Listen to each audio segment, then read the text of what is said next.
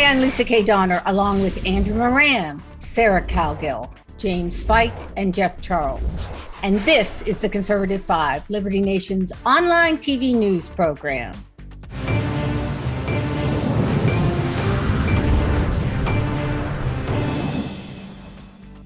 This year was all about going woke, from retail giants force-feeding Black Lives Matter to consumers, to television programs featuring transgendered actors. Well, if you ain't woke yet, you have a healthy immune system. But going woke means going broke if you're a Hollywood type. And the latest grand standard to take a big hit for the team is none other than Steven Spielberg. Spielberg decided to take it upon himself to right the hideous crime of Caucasian actresses.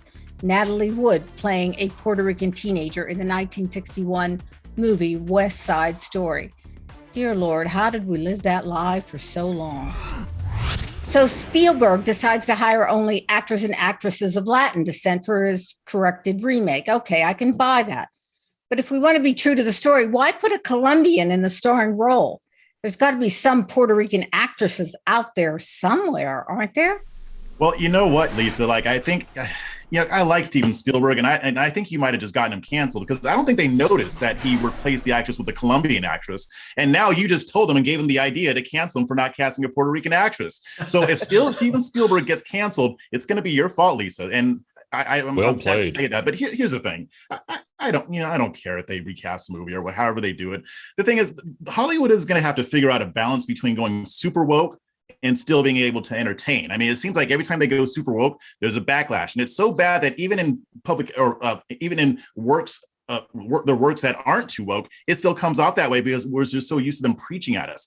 Some of this stuff can be done without preaching at us. Tell a good story, and then if you have a message, find a way to put that in the story without preaching at us. We don't want to be preached at. If we want to be preached at, we just go to church or just watch, MSNBC. Andrew, is the American public, just pining for a Black Rick in Casablanca? Oh, God. Oh, no, please. No, I hope nobody ever touches Casablanca. Ted Turner made that mistake. I think it was in the 80s when he had his little color crayons touching Casablanca. So no, nobody should ever touch that beauty of a movie.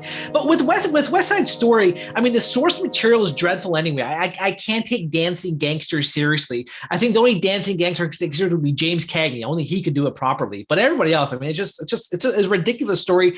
I never cared for it anyway. But I think if this is going to be the platform for more movies or more distributors, ignoring the cinemas and going straight to the streaming services or straight to all these digital platforms, because it saves them a lot of money. Because if they put a movie into the cinemas, they split that box office revenue in half. So by doing that, by just going to Netflix or Amazon or putting for rent on all these platforms, they can save a lot of money and they won't lose so much. Like West Side Story, that was not going to be a box office great like Saving Private Ryan or any other Spielberg movie. So this could be the start of, or this could be a catalyst of a new trend in cinema.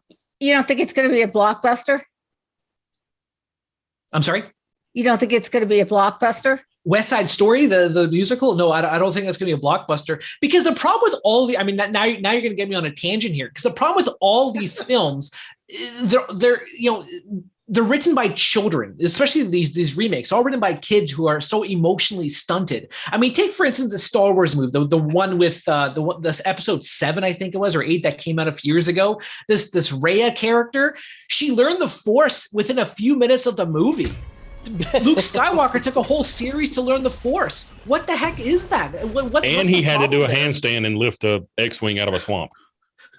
And then the other issue, too, is that you take all these legendary characters, Terminator, like Schwarzenegger or James Bond, and you turn them into little blithering old fools who are always depressed about something or something's damaged them. Luke Skywalker's drinking urine from some random animal on a planet. It's god-awful. It's god-awful cinema. They ruin everyone's heroes just for the sake of, female empowerment or, being woke. It's absurd. So I'm sorry. My rant is over there. You can move on. Yeah, don't even get me started. I'm going to shut up because when it comes to Star Wars, I have very strong opinions about this. But go ahead. I'm sorry. All right, Sarah, I was just talking to our Hollywood reporter, Kelly Ballard, and she was just saying they're talking now about a binary James Bond. Are you in? For the love of God. No. Be true to the character. I mean, if you lie about the art that was created, it falls flat. It's going to fall flat every single time if you lie about the art. There's people who write these characters have very, specific ideas in mind. And, Natalie Wood did a fine job on West Side Story. The thing won all sorts of accolades and awards. This thing failed day one at the box office, the Steven Spielberg version of it. And, you can't correct the original artist. You just can't. You can't make it better. Well, it's funny, Jim. The other day we were watching Jimmy Stewart on an old Carson episode of Carson, and he was talking about Ted Turner colorizing It's a Wonderful Life. So we went to watch It's a Wonderful Life in the original black and white. It was interesting because Stewart said, don't watch it in colorized because we all look orange. So, my question to you is, does it really matter what color anybody is? I mean, orange, black, binary. I mean, it's only if you're a Democrat or a progressive. They're the only ones that care. Cast all female protagonists if you want to. So what? Cast a colorful mix of races. So what? The problem is that part of the problem is that a lot of these are just complete reboots, but that's a different topic entirely. But the problem with trying to go back and correct some former movie by empowering women by making it an all female cast, recasting, right, or changing the races of people, or even the sexual orientations of people, which that I think is the most damaging to the original story of all three. But when you do that, what we end up with is that woke ideology is the main dish, and the actual story is just a garnish. It's supposed to be the other way around. I mean, you got to expect a little bit of ideology when somebody pours into a film what most filmmakers pour into a film. You're going to expect some of them to bleed through, but these aren't even attempts at actual storytelling anymore, and that's where the problem comes in. Jeff, I sense you have a few thoughts. It is absolutely ridiculous. It's pissing me off, honestly. I mean, in some of these cases, okay, that's fine. I'm okay with race bending or gender bending in some cases. Like if they cast Idris Elba as James Bond, a black man, I wouldn't care as long as he's a straight British male, because that's who James Bond is. I mean, even if you look at Superman, they want to make a black Superman movie. They're already making it. And I'm not saying that they're making a different Kryptonian character who happens to be black. They're turning Clark Kent into a black man. That's stupid. Just create a new character. You know what? They already have a black superhero that is just as powerful as Superman. His name is Icon. He's a black man. And you know why they'll never make a movie about him? Because he was made as a conservative Republican. I'm just going to throw that out. Oh, that's really interesting. Andrew, I know you're an opera fan, and a number of years ago, we went to Wolf Trap, which is the kind of national theater here in Washington. Went to see Madame Butterfly, and they decided to do what we're talking about now, which is what's called non-traditional casting. It was really odd when the man started singing "My Little Waif," and I looked at Madame Butterfly, and she was 250 pounds.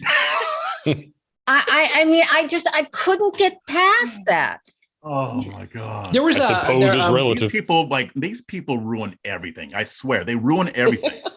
Yeah, there's the classic Gilbert and Sullivan. I'm the very model of a modern major general, and then they did this studio or this Broadway group. They did a remake called "I'm the very model of a modern homosexual." It's just it's rooted in the classics, and even opera's gone woke too. A lot of these characters, they have to insist on being a specific race. So for instance, people are getting upset because Madame Butterfly, they're trying to. A lot of traditionally white people play the lead character from Madame Butterfly, but everyone's saying that's racist, And since you mentioned James Stewart and It's a Wonderful Life, I'll say, Lisa, do you want the moon for you? Oh, there you go. I can get the moon. Are you sure about that? I can get that for you. Donald Reed would love to have the moon.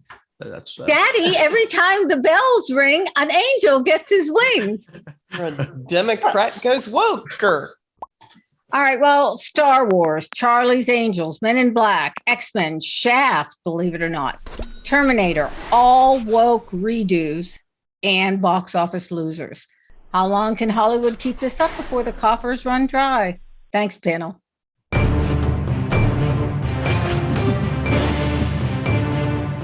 And that's it for our Conservative 5 panel today. Check out our other C5 shows and segments on your favorite video platform, YouTube, Vimeo, Rumble, or on them all. As well, Liberty Nation has its own Roku channel where you can see all of our TV productions. Thanks so much for tuning in, and remember to surf on over to libertynation.com. Sign up for our new member zone. We're running a special this Christmas, just $6 for 6 months. Special thanks to our fantastic editor and post coordinator, Frank Diorio, and our executive producer, Sarah Cowgill. I'm Lisa K. Donner, editor-in-chief. Thanks for joining us today.